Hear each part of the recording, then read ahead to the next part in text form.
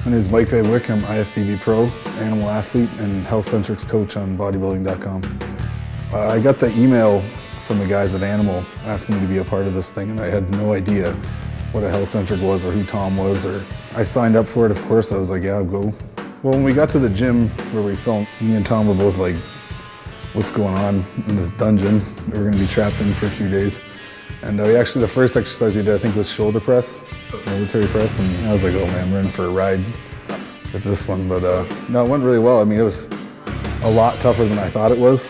Just looking at the videos that he'd showed me on YouTube and different things like that, I was like, oh, it's not a big deal. And once I stepped into it and did it myself, I was like, this is the real deal.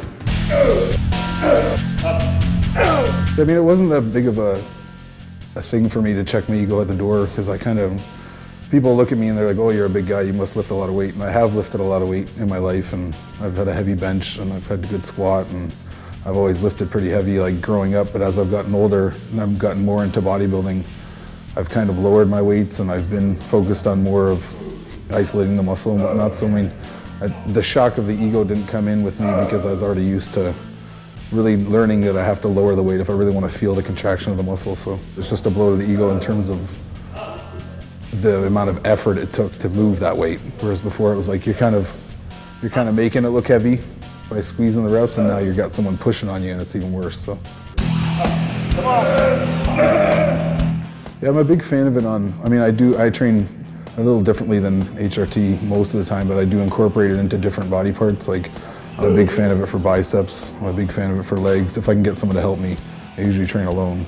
I also train people back home for shows, and I have different clients, and I use it on them a lot, and they just die.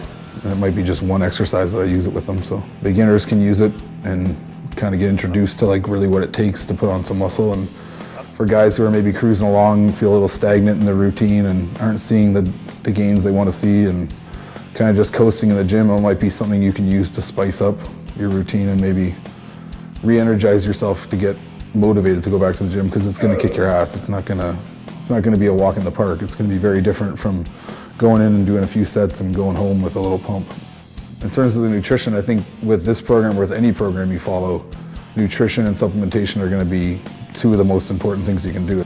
The training obviously has to be there, but if the diet, nutrition, and supplements aren't there, you're not going to go anywhere.